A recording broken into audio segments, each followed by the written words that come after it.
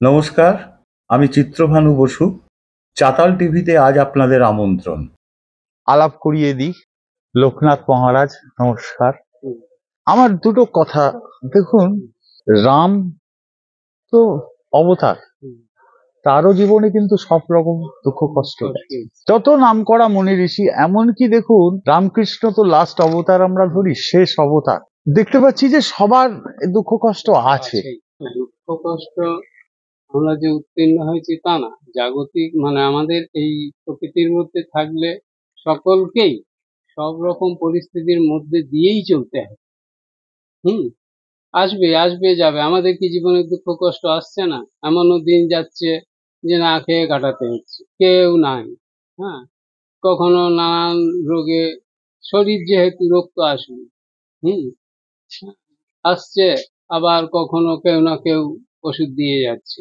আজকে যা জুটেছে, হ্যাঁ, ভগবান জুটিয়েছেন আর কি, বা গুরুর কৃপায় সেইটুকুনি আছে। কালকে যে কি খাবো সেটা আমাদের জানা নেই। তবে হ্যাঁ, এখানে আসার পর থেকে লোকাল ছেলেরা প্রচুর সহযোগিতা। আমাদের সাধন ভজনের যে পথ গুরু নির্দেশিত, তাতে মানে বাসুদেব বাবার আদেশে হাত এমনি করবে, এমনিও করবে। শুধু তার কাছে জানাও, তুমি দেখো না দেখো, জগৎ তাকে দেখতে পাক না পাক, তিনি কিন্তু প্রতিনিয়ত তাকে দেখছেন। যে সমস্ত বাধা বিপত্তি বা এইগুলোর জন্য ভাববেন না ভেবে থাকবো কি করে? না ভাবে থাকা যাবে? আপনি তাকে জানান, তার কাছে শুধু প্রার্থনা। ঠাকুর এক জায়গায় শুধু বলেছেন, অনেক মহাত্মারাই বলেছেন যে দেখুন, শুধু প্রার্থনা, প্রার্থনা ব্যতীত কিচ্ছু নেই। আপনি কি হচ্ছে না হচ্ছে যতটা না বুঝতে পারছেন, তার কিন্তু নজর রয়েছে, তার নির্দিষ্ট করাই আছে। আমরাও যাচ্ছি যেমন আজকে, তেমনি আসবে আপনি যেমন মনে ভাবছেন যে তাই তো আমরা তো আসতে পারলাম না আপনারা সংসারে, কিন্তু দেখবেন একটা দিন আসবে যে আপনার মধ্যেও এই জাগতিক সংসার সম্বন্ধে আসবে। কিন্তু আমাদের ভেতরে অন্তরাত্মা রূপে যিনি রয়েছেন, সেই পরমেশ্বর আপনাকে ঠিক ওই ঘা দিয়ে শোধন করতে করতে ঠিক তার কাছে নিয়ে আসবে। কেননা আমরা এসেছি তো তার থেকে। ভাগবতে ভগবান বলছেন, সমস্ত জগৎই আমার থেকে সৃষ্টি, আমাতেই স্থিত হচ্ছে পালনের মাধ্যমে, আবার আমি আমার মাধ্যম দিয়েই আমাতেই লয় হয়ে যাচ্ছে। আমরা বলি মরে গেছি, মরে আমরা কেউ যাই না, যাই এই দেহটা, এই জামাটা এতক্ষণ ছিল না, এখন পড়েছি, প্রয়োজন হয়ে গেছে। তাই তাই আত্মার যেই প্রয়োজন হবে, ভগবান কিন্তু কি কলটা ঘোরাবে আপনিও জানেন না, আমিও জানি না। হঠাৎ কিছু নেই, সুস্থ শরীরে আমি চলে গেলাম, আপনি চলে গেলেন, আসতে আমাদের সকলকেই হবে। আর তিনি ঠিক এইরকম ভাবেই সুন্দর ভাবেই আমাদের নিয়ে যাবেন। আমরা সবসময় ভাবি তো আমাদের আর কিছু হলো না, এই ভাবটাই হলো সব থেকে খারাপ। খারাপ। কারণ আমরা পাচ্ছি না বলেই হয়তো আমাদের মধ্যে এই আসছে, কিন্তু আমরা তো সব সময় পাচ্ছি, আমরা নিতে পাচ্ছি না, দেখতে পাচ্ছি। সেই জন্যেই তিনি বারবার গীতায় একটা বলেছেন, হে অর্জুন, পথ একটাই আছে, সময় মতো অভ্যাস যুগে রত। নিত্য আপনাকে 24 ঘন্টার মধ্যে 3টে ঘন্টা তো সময় ভগবান দিচ্ছে ফাঁকা।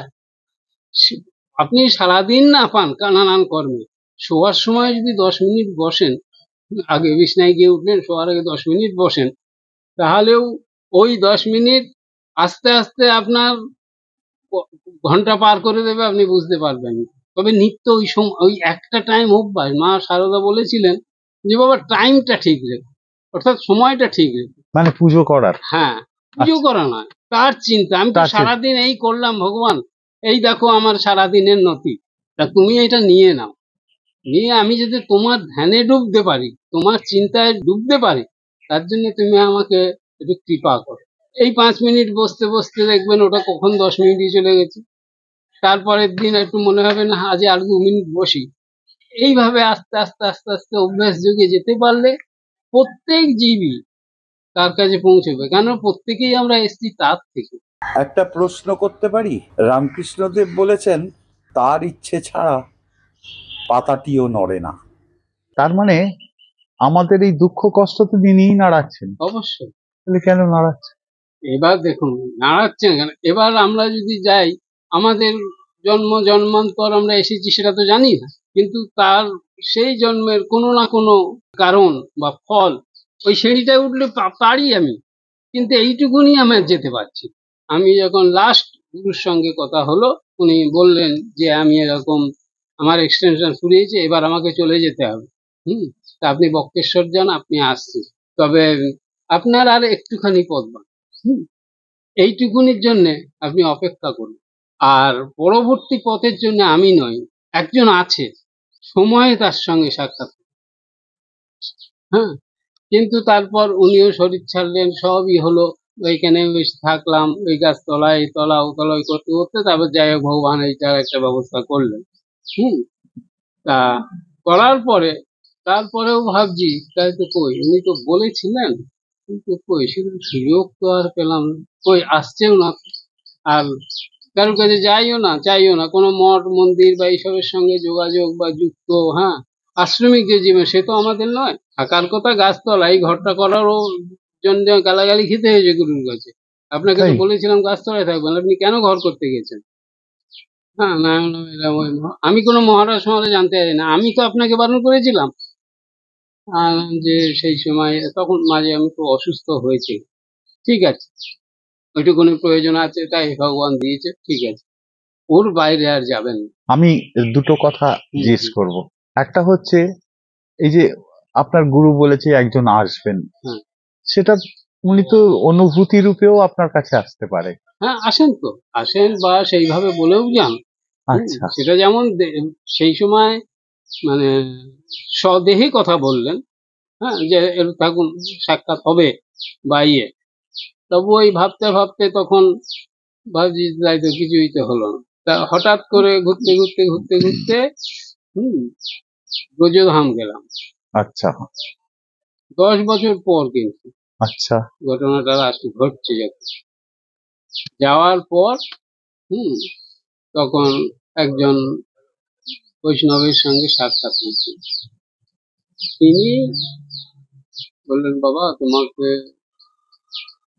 দীক্ষা নিতে হবে। তিনি কিন্তু ব্রজধামে থাকেন না, আচ্ছা তিনি থাকেন পাহাড়ের কোনো এক গুহায়। আচ্ছা হঠাৎ করে এলেন, তারপরে ওই বলে তারপরে বললে যে ঠিক আছে সময় সব হবে। তারপরে আর নেই। পরের বছর কি মন হলো আবার গিয়ে, যাই হোক দেখি যে হ্যাঁ গেছি যেখানে, সেখানেই উনি এসেছেন। তারপরে বললেন কোথায় দীক্ষার কথা বলতে, আমি বললাম দেখুন আমি তো নেবো, কিন্তু গুরুর বিনা অনুমতি কি করি, আপনি তাহলে তার অনুমতি নিন, গুরুকে ডাকুন।